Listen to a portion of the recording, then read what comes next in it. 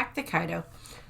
So where I left off last time is just after the death of Odin and just after Kaido had essentially just shown up at Curry Castle, Odin Castle, and threatened Momonosuke. Technically attempted to kill Momonosuke, but because Momonosuke had been a coward at the time, which he's 8 years old, his father was just killed, his castle, his home is burning around him, and this giant man that can turn into a dragon is holding him by his neck. So I don't blame Momonosuke at all for being terrified during that time frame. Don't blame him at all.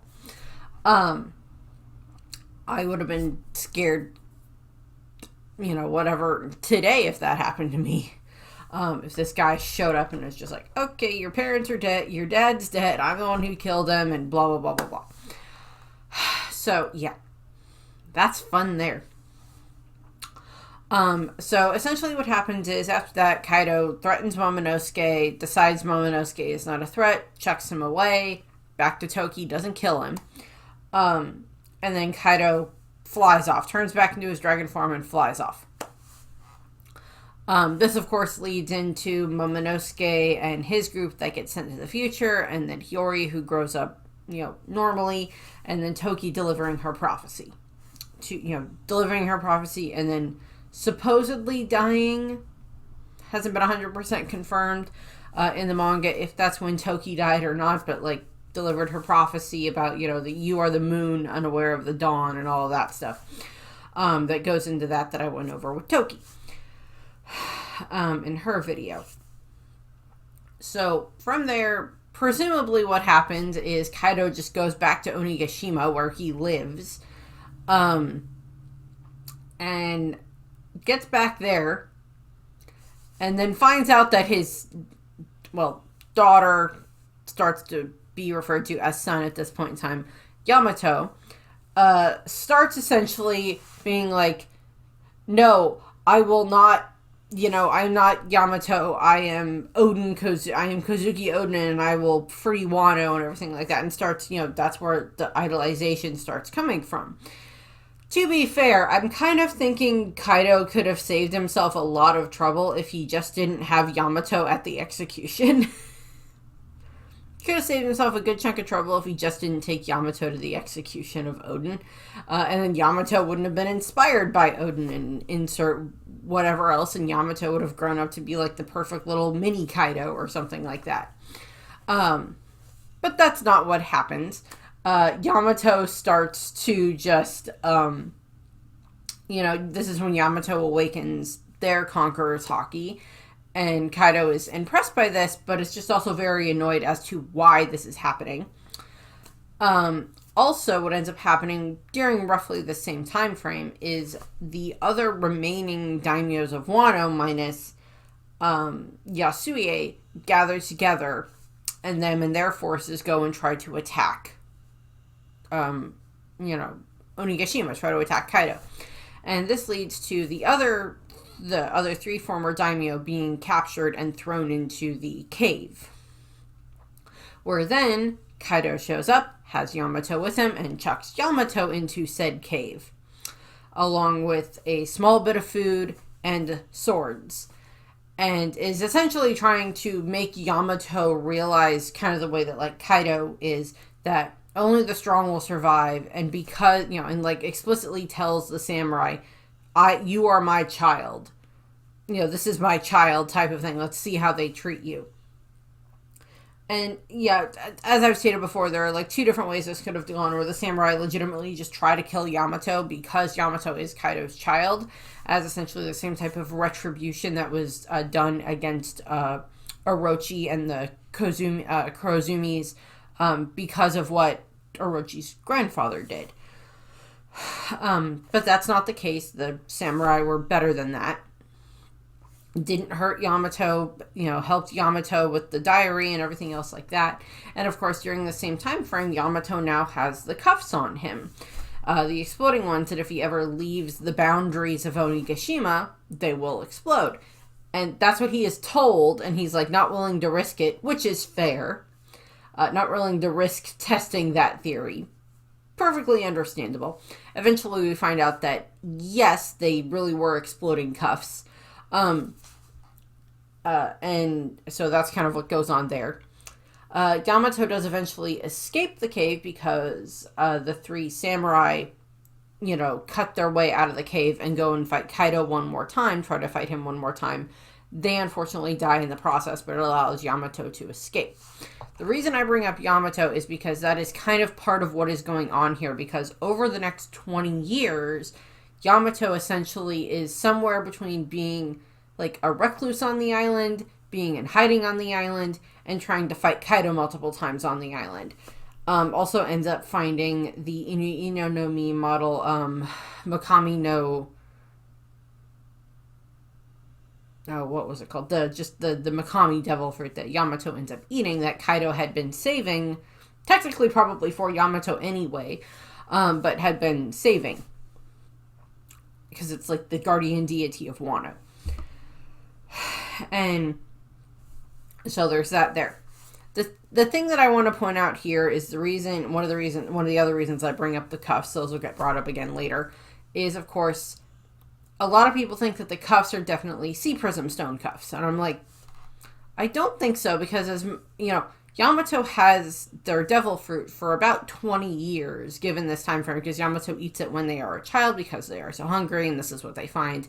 And they eat it, and now this is why they have their, Makami powers. And is able to turn in, like, the wolf. I don't think the ones that are on Yamato are sea prism stone cuffs. I think they're just similar to what Luffy and Hirogoro had on them when they were in the Sumo Inferno in Udon. All the rest of the prisoners had sea prism cuffs, and Luffy initially had sea prism cuffs on him. That's why he couldn't use his devil fruit powers. But then Queen shifts it and has them in the exploding collars instead. So the cuffs, I think, that are on Yamato are not sea prism stone, because then why would Yamato be so well versed in how to use their own devil fruit power if for the past 20 years, even though they've had it, they haven't been able to use it? So difference there. Also, if these are the same cuffs that Kaido put on Yamato, although to be fair, okay, slight tangent here when it comes to Yamato. Yamato has these cuffs on for 20 years. And later on we see that the cuffs are not big enough to come off of Yamato on their own, but they're big enough that Yamato has some wiggle room in them, even as an adult. So I'm assuming that at some points in time after Kaido has given Yamato a thorough beating, unfortunately, when Yamato would go and try to fight against Kaido and try again and again and again to try to fight against Kaido, that at various points in time Kaido, Yamato gets beaten up, and then Kaido just orders Queen or whoever to give Yamato medical treatment, and if the cuffs are now too small to switch out the cuffs, well, Yamato is unconscious and put on bigger ones that are still the same type of exploding cuffs, but not sea prism stone cuffs. And that type of a thing. So is just my thought. Moving on from there, we know eventually that Kaido does find out about the poneglyph that is under Mount Fuji, that is down in ancient Wano. He finds out about that because Jack is a fisherman, or a part fisherman, and at some point in time during these 20 years, Jack joins the crew, so he's able to swim down. Assumedly, this is before Jack was given his devil fruit. So there's that. Time goes by, and, Kaido is building up his crew more and more. We know eventually other members of the, he eventually has, his three calamities. He has King, Queen, and Jack, and, of course, eventually he has the Tobi Roppo, his flying six, that, he has built up, not all at once, because Drake is the newest member of the Tobi Roppo, but he's got the others that are there for Who's Who and Black Maria and Sasaki and eventually Ulti and Page 1. Into Ulti and Page 1, we know that Kaido at some point forms some type of a friendship and a partnership with the Warlord of the Sea, Hanafuda. Now, Hanafuda is the warlord that Ace ends up defeating during his time frame while he's traveling during his journey before he joins the Whitebeard pirates. Hanafuda is that warlord that we barely hear about in the anime, and only found out recently in an SBS who Hanafuda was.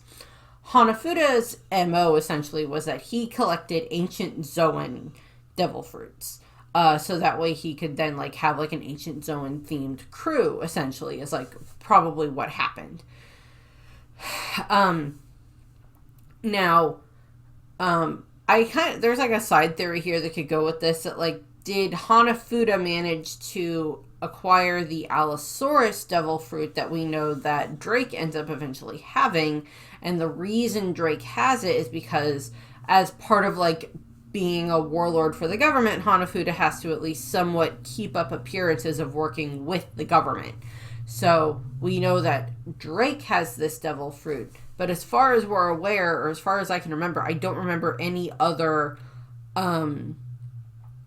Navy personnel who have a ancient Zoan type devil fruit that I can think of. They're mostly associated with Kaido's crew, for obvious reasons that I will get to more in a minute. But the side theory that I have is that Hanafuda, as a way of either gaining himself access to being a warlord, or as just one of his various times where he's trying to show that he is on the side of the world government of the Marines, he gave them the Rio no Mi model Allosaurus, and then eventually that devil fruit ended up with Drake, and then of course Drake ends up being part of Sword, who then goes on to betray and leave the Navy, and become one of the supernovas, become a pirate, all of that, and then eventually ends up making his way to the New World, where he ends up finding his way, kind of earning his way to a degree onto Kaido's crew. And he fits in because he has an ancient devil fruit zone. An ancient Zoan devil fruit that is a dinosaur. So he fits in really well there, along with the rest of the Toby, Roppo, and the Calamities. So that's just side theory there. But presumably what was going on is that, and we never find out exactly when King gets his devil fruit, or Queen or Jack when they get their devil fruits. The only ones that we have a small amount of idea of when they got their devil fruits are Ulti and Page 1, which I'll get to. So essentially what ends up happening is Kaido and Hanafuda are friends / business partners, and Hanafuda likes to collect all of these different ancient Zoan devil fruits. Eventually, unfortunately, Hanafuda is defeated by the Spade Pirates. Get to that in a little while. We do have it that about another instance that we do know of a specific thing that happened is that about 10 years ago, the Kozuki family supporters, who were more associated with Shuten Maru / Ashura Doji, that a bunch of them, gathered up their weapons and tried to attack Onigashima, and they were unfortunately all slaughtered. They're all massacred. And, they, never were able to return and never got their bodies back or anything like that because they were just straight up killed by, Kaido and his forces. So that's where that fits in. That happened about 10 years ago. And then we start getting into more recent events. About 3 or 4 years ago, when Hanafuda was defeated by Ace and the Spade Pirates, what ends up happening is Hanafuda then ends up... So, first Hanafuda is defeated by Ace. Then Ace ends up getting offered to be a warlord and he refuses. Not really something I need to worry about at the moment. Hanafuda, unfortunately, because now he does not have the world government backing him, doesn't have the Marines backing him, is then attacked by enemy pirates who he's probably wronged in the past and who they couldn't go after him because he was working for the world government. Now they can. Hanafuda is subsequently killed by these enemy pirates, and now Ulti and Page 1 don't really have anywhere else to go. The way that it kind of seems to be framed is that maybe Ulti and Page One were living with Kaido at this time already, because at least then it would have been a semi-stable place for them to live on Onigashima. And then, like, Hanafuda would come and visit them. Or, other possibility, Ulti and Page One were living at the base where Hanafuda and a bunch of the different Ancient Zone Devil Fruits were. And what ended up happening is Kaido gets word that Hanafuda was killed. And he's like, damn it. And, like, he probably went into, like, a bit of a drunken stupor like we see him do when, like, Doflamingo was captured. Except in this case, it's like Hanafuda is, you know, I guess, well, I don't know, maybe Kaido considered Doflamingo a friend. I have no idea. But Kaido and Hanafuda were friends and, you know, had a, you know, business partnership in that regard. And Kaido's like, oh, yeah, he's got those two brats, Ulti and Page One, or whatever. We don't know what their original names were, but Ulti and Page One. It's like, oh, yeah, he's got those brats, and he's got all the other devil fruits. Those could be very useful to me. So what I'm thinking is that what ends up happening is Hanafuda dies, is killed by the enemy pirates. Kaido, who knows where Hanafuda's, one of his base is or whatever, his secret base that he doesn't tell the world government about, flies there, you know, dragons up and flies himself there, and then finds, you know, teenage Ulti and Page One, because his Ulti is like 22, I think, and Page One is like 20, I think, or like 19 range, somewhere in that range. They're about the same age as like the Straw Hats range, so they're not that much different in age there. And then like the original 5 Straw Hats are around that same age group of like, you know, late, you know, 19, 22 range that the Straw Hats kind of encompass. And he, like, you know, in my opinion, it's like he probably got there and, like, you know, he, like, looks around and, like, Hanafuda probably still had some men that were working there. And probably what ended up happening is, like, Kaido's like, okay, well, you know, you heard that your boss/father is dead. Yeah, and, like, Ulti and Page One might actually be, like, crying. Page One was most definitely crying. Ulti was probably trying to be, like, a brave girl and protect her brother. And Kaido's like, okay, I'm going to make you an offer. I'm going to take the 2 kids, teenagers, whatever, and I'm going to take the devil fruits, and any of y'all that want to come and join my crew can. And come and work for me in Wano. And probably a lot of them just took him up on the offer. Because it's like, well, where else are they going to go? They're not, you know, when they were members of Hanafuda's crew, they were technically protected by the, you know, the Marines and the world government the way that Doflamingo's crew were. You know, and the way the Moria's crew were and everything else like that. The other warlord crews that we've seen in the past, that they were, like, protected under that umbrella. But Hanafuda is no longer associated with the world government and dead. So they don't really have anywhere else to go. So essentially probably what happens is Kaido just shows up, makes the offer, and they agree. And then they, you know, Kaido probably, like, you know, he, like, has them, like, box up or whatever all of the devil fruits, and then he just takes the devil fruits, like, in his claws or whatever, and, like, carries them back, and then, or, like, accompanies, like, their ship on the way back to Wano, so he can lead them back to Wano, you know, with Ulti and Page One. Also, we know eventually Ulti and Page One end up getting a hold of their respective devil fruits, Ulti with the Pachycephalosaurus one, and Page One with the Spinosaurus one. They eventually get their hands on their respective devil fruits, and Kaido allows them to become members of his Tobi Roppo. We don't know the exact time frame that happened, but assumedly that's what happened. And, you know, they're brought back to Onigashima, and then that's where they just live for the next, you know, 3 to 4 years, depending on how that all lines up. And Ulti and Page One and Yamato, I don't know. Yamato doesn't care for their father, so I don't think that they would be well, maybe they would have been somewhat interested in Ulti and Page One. Yamato may have been interested in them as, like, well, I guess they are around my age, they're about 10 years younger or so. Give or take, you know, 6 to 10 years younger. than Yamato, but still, you get the idea. Also, some of the things that happen within this same time frame over the course of these 3 to 4 years. This is when Kaido ends up starting to develop the partnership that he has with Don Quixote Doflamingo, and via him through Doflamingo into Caesar Clown for the Smile Devil Fruits. So essentially, also is probably what happens is Kaido now has all of these ancient zone devil fruits, and either he has people who already work for him who he now gives some of these devil fruits to. In the cases of the Toby Ropo, I'm quite sure that that the 3 calamities, that King, Queen, and Jack have had their devil fruits for a while at this point in time, probably obtained by Hanafuda and then given to Kaido. And then also funneling other devil fruits to Kaido, and then Kaido just maybe has some other devil fruits on hand.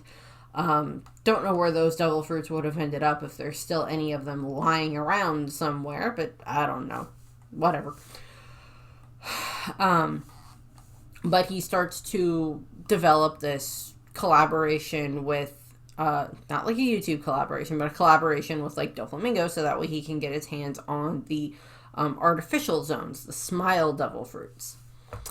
And this is where, that arrangement comes into play.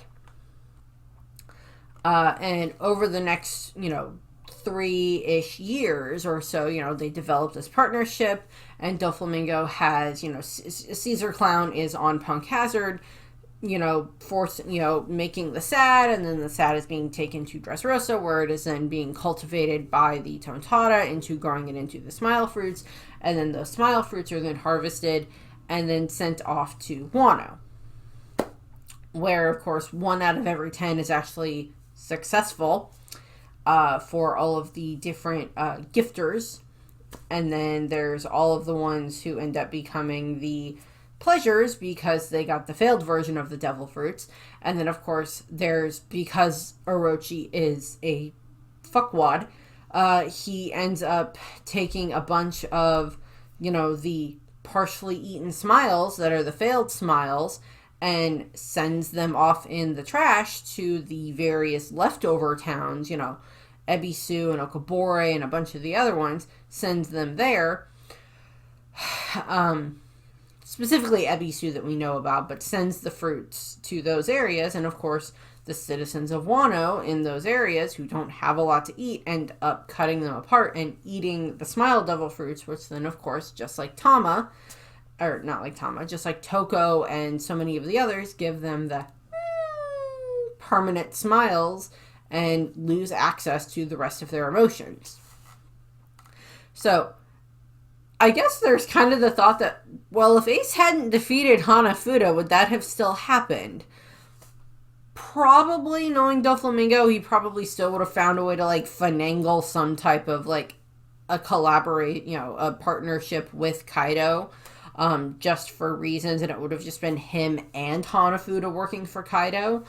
But, overall, probably wouldn't have made much of a difference, because, Doflamingo would have still had these artificial zones, and would have been well, who can I give these to? So, if anything, even if the artificial zones didn't end up in Wano, they probably would have ended up somewhere else, causing just as much pain.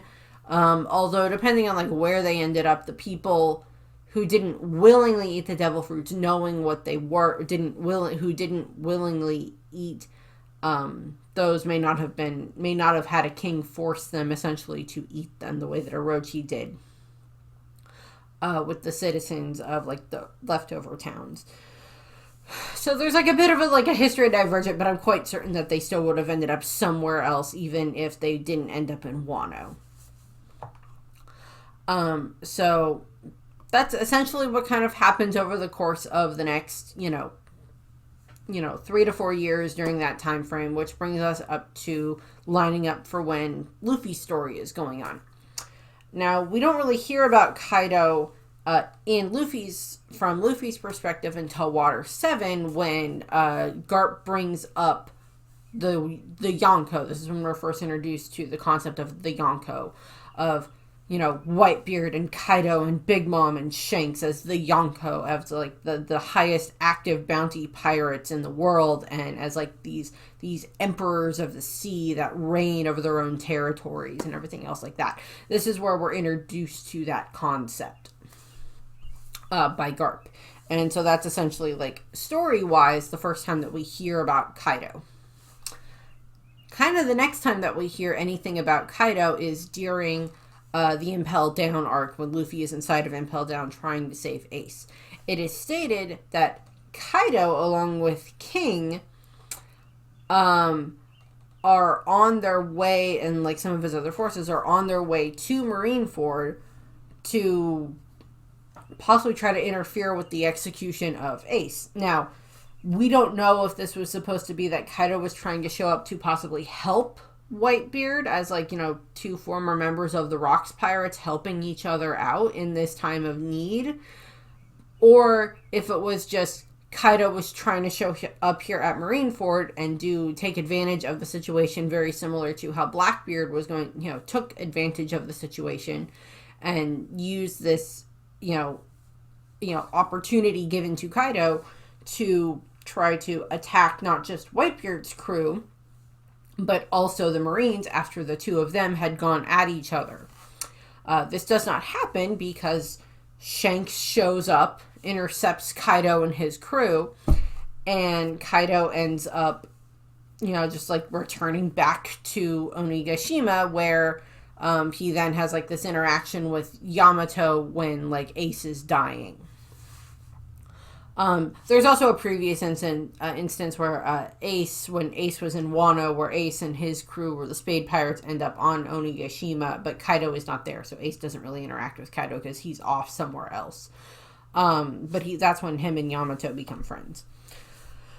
So, essentially, Kaido tries to show up at the war, and then doesn't, and just leaves, turns around and goes back to his island because Shanks did something. Again, that's one of the big mysteries of, like, what happened during that time frame for Shanks and Kaido? Was there some type of a skirmish, and Kaido was like, it's not worth it, and he just, like, they headed back home? Or, they just headed back to Onigashima? Or was there something that Shanks said or did enough that intimidated Kaido that he's just like, yeah, I'm bored, let's go back home, and then, that type of a thing. Because we don't know the full context of what happened, because we know that when Shanks and his crew showed up at Marineford, they looked very rested and ready, and not like they'd just been in a skirmish with, like, part of the Beast Pirates, so there's that. Then we cut to during the time skip. During the time skip, we find out that Kaido has secretly recruited the on-air pirates, Apu's crew, to become one of his subordinate crews. And that's part of what happens. The other thing that ends up happening during the time skip is that Kaido is with Orochi when Orochi receives a letter from Kanjuro, now that Kanjuro and his group have been sent into the future, and now they have arrived into the future after the 20 years. Orochi receives this letter that, that Prince Momonosuke and a bunch of, several of the retainers, after, because of Toki's powers, have now moved into the future. Kaido is, like, interested in this, but he doesn't fully believe it. And he's also like, yeah, sure. If you end up capturing them, save the kid. I want to talk to the kid, is essentially what it ends up happening here. He's like, I have an interest in the kid, so if you get a hold of him, that's fine. To be fair, Kaido has been reigning over from Onigashima over Wano with kind of an iron fist over the last 20 years, with Orochi just kind of being in charge of, like, the flower capital itself, and then Kaido being in charge of the rest of Wano, with, like, setting up his own men in various places to, like, be in charge of villages and be in charge of, like, Udon Prison and building the factories and everything else like that, and then just poisoning Wano. And then just, like, allowing his men to kind of just have free reign in various areas. Also, by a technicality, Hiyori has just been existing entirely under Kaido and Orochi's nose during this entire time frame. And so has a Denjiro in the form of Kuroshiro, where he just, has been existing very close to both of them within this setup, with, like, Hiyori there as well. So I just like that it's like they've got these two really, like, Hiyori and Denjiro roll like a 20 plus on, like, deception and, spycraft and everything else like that. In regards to having to be around Orochi and Kaido all that time. And able to fool them this entire time. Although I don't think Hiyori ever really had any interaction with Kaido, although I guess there is the possibility that maybe at some point in time she was hired as, like, one of the courtesans, as, this famous Oiron, to come to Onigashima during one of the fire festivals and be one of, like, the entertainment ones there, because she's so beautiful and so graceful and so all this other stuff. And it was more like, yeah, bring her and she can be one of the entertainment things.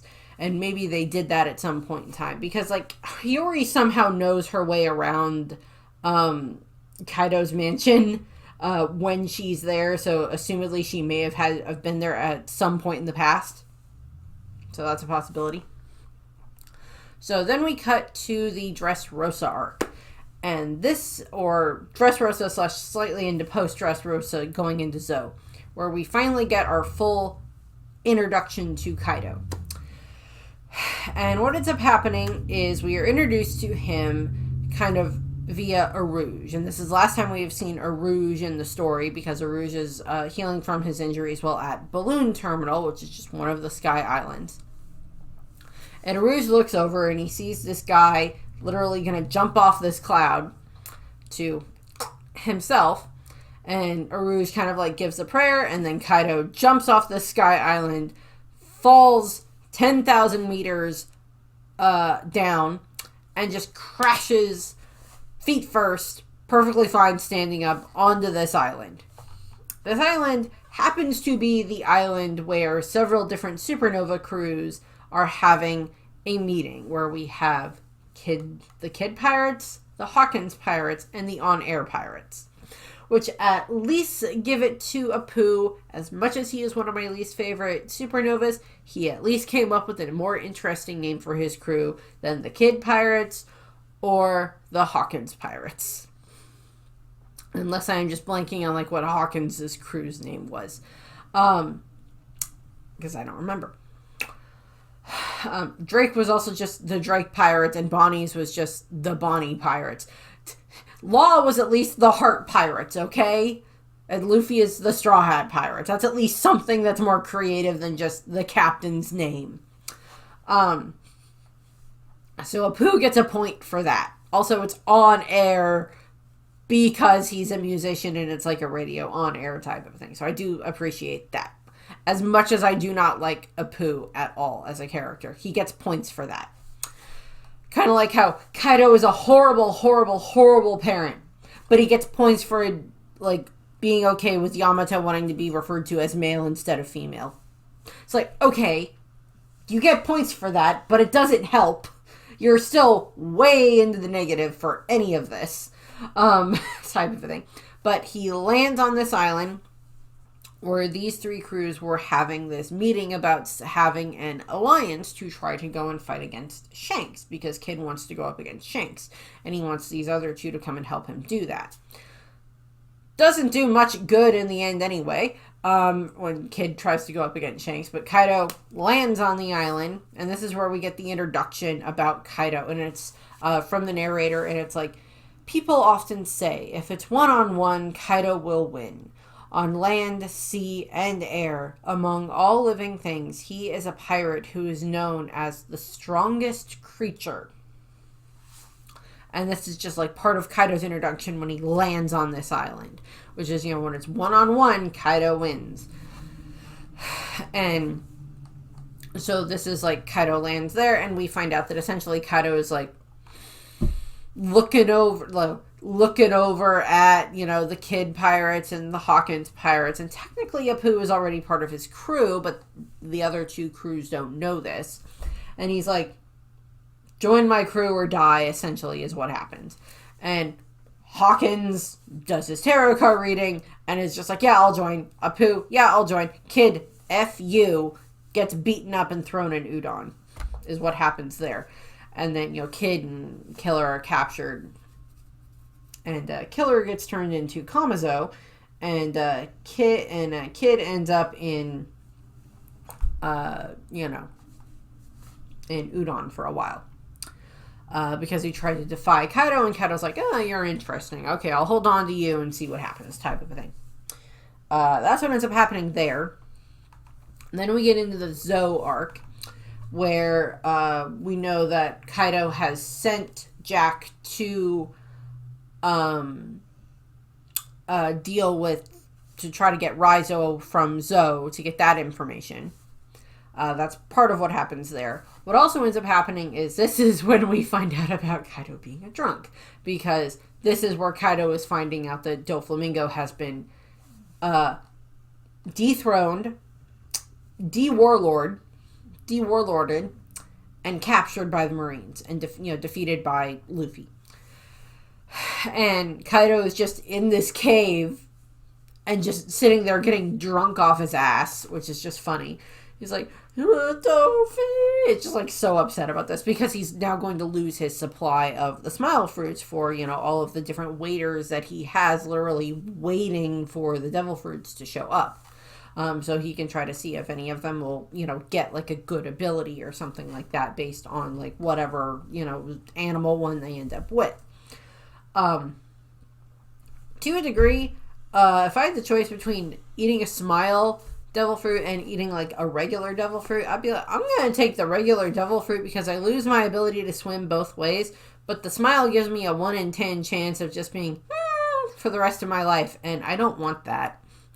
Also, or a 1 in 10 chance of getting a power and a 9 out of 10 chance of being a for the rest of my life. And even if I do get an animal ability, it could be something cool like what Speed has, or some of the other good versions of the Zone Devil Fruit, of the Smile Devil Fruits you've seen. Or it could be something where I'm literally now a chicken's butt, which is bad. So I'd be like, no, I don't want that. Get that away from me. Is like the options are, I'd be like, no, give me a regular devil fruit. I'll take my chances with that. It's the one that it's the one that Treble has. Can I have something else? There are several devil fruits I would not want. There's very few of them that I would not want. Although I don't think I'd want a devil fruit anyway. But so what ends up happening is, Kaido is just getting drunk off his ass because it's like Dofi was captured and all of that other stuff. So it's like he loses his supply line. From there, he, of course, is finding out that, the ones who did this are the alliance between Monkey D. Luffy and Trafalgar Law. So he's kind of like, swearing revenge against them, is what ends up happening there. And, he's like, I'll get them. And I think he goes and, fights Kid again or something like that to take out his anger. From there, we get to the Reverie arc. And during the Reverie arc, what ends up happening is this is after Totland. And so Luffy and his crew have fought against, part of his crew have fought against Big Mom and caused a lot of problems there for her. They're escaping and they're making their way to Wano. Big Mom calls up Kaido and is essentially like, hey, Straw Hat's heading towards your territory and he'll be there soon. Okay. Also, you owe me a life debt for when I gave you the devil fruit that you have. So, I'm gonna come and he is mine, type of a thing. And like what ends up happening there. That's what happens there. From there, we get into Wano. And given the fact that Kaido, that Onigashima for Kaido may end up having to be 2 videos, we'll see. I haven't figured that out yet. I haven't fully decided on that yet. We're going to go a bit more into this for what happens with him during Wano. So what happens during Wano for Kaido before we get into Onigashima is that he shows up in the Curry region. On his way there, he came across Speed and Tama and attacked them because now Speed is no longer loyal to him. She is now loyal to Tama, so he attacks them. And then he shows up and at Okabore town, and he recognizes Shutenmaru, aka Ashura Doji. Still asks him to join his crew again, and he doesn't. Then he ends up interacting with Basil Hawkins, who is, of course, part of his crew as one of the headliners, I think is what he has, is what Hawkins' rank is as a headliner. The same thing with Apu. And Hawkins, to try to prevent Kaido from destroying the town, says, yeah, they're all hiding. Yeah, Straw Hat was here, and so was Law. They're hiding up in Odin Castle, which is a good guess on Hawkins' part, because he is technically correct. And then Kaido just turns and does the giant Boro breath at the castle, where he just destroys the castle. Thankfully, the rest of the group that are up there, because of Shinobu's abilities, are able to rot their way through the floor or through the ground, and then they are safe. And Luffy and Law show up. Luffy ends up trying to fight against Kaido with several giant punches, which literally do nothing. He's like using like elephant gatling on like Kaido's head, and like Kaido is just like, what happened? Also, Kaido is just drunk at this point in time anyway. So he ends up fighting against Luffy and then knocks Luffy out with a single blow with his Kanabo. But he is impressed with Luffy because even though Luffy is unconscious, Kaido notices that Luffy is still glaring at him. So he has Luffy, imprisoned in the Udon prison, and that's where he's, sent. He also, this is where he kind of figures out that Luffy has, Conqueror's Haki. He's like, he might be kind of interesting, and sends him there. There's not too much else that ends up happening at this section. Essentially what ends up happening is they of course find out that like Big Mom and her crew are arriving in Wano and trying to make their way up the waterfall. King shows up and knocks them off the waterfall. Big Mom ends up washing onto the shore. While the Big Mom of Chanter falls down the waterfall. Falls down the waterfall.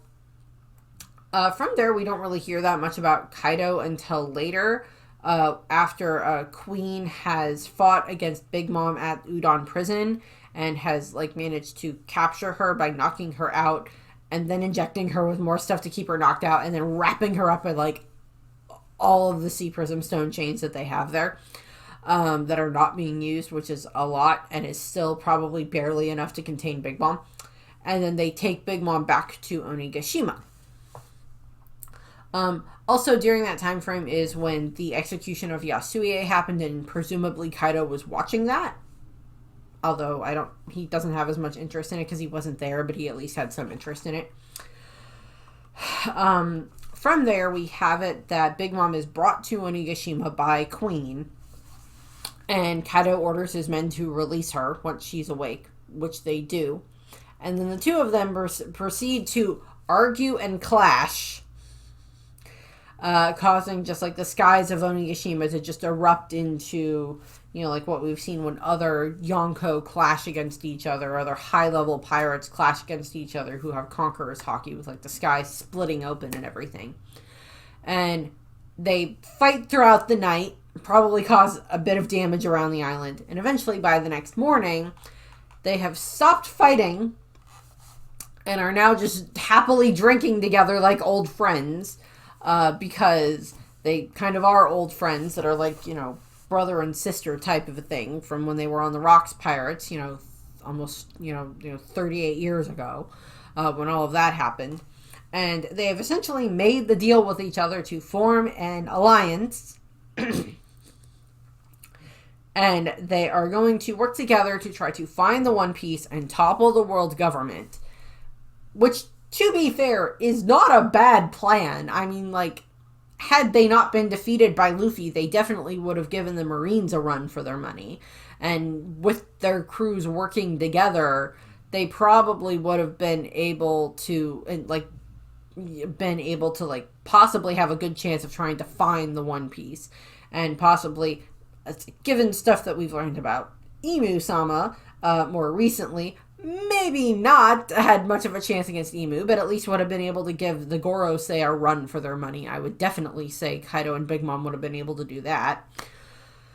And their combined forces would have been able to do that. But that's their intention. And then once they've found the One Piece and defeated the world government, then they'll fight each other and determine who's going to be the real king of the pirates. I know that when they were going to be announcing this alliance, because Big Mom tends to, you know, set up alliances with marriages like she did between, like she wanted to do with Lola and Loki, and like what she did with Chiffon and Beiji, and with Praline and Jinbei, or not Jinbei, Praline and Aladdin, excuse me, for the Sun Pirates, that there was a lot of people thinking, are Big Mom and Kaido going to get married to, like, form this alliance? And then, like, when it's revealed that, oh, Kaido has a son, they thought that they were going to have, like, one of the sons marry, like, have Kaido's son marry, like, one of Big Mom's daughters, like, Smoothie or something that was, like, on the Big Mom Enchanter, and have that happen as, like, something, and I'm like, have them, like, you know, seal it with a marriage, and I'm like, but that doesn't work if you intend on betraying them in the end and, like, fighting each other in the end, I guess. But that's essentially what happens, which is just very funny in that regard. So, that's what we have here. The next step, at the very least, there'll be one full video about Onigashima, and that might get broken into two parts because Kaido is involved in so much during Onigashima, for everything that happens pre-battle on the roof, and then everything that happens during all of the various battles he is a part of on the roof that just chip away at his health, and then all the way up until his final battle with Luffy, and then the ending that happens there.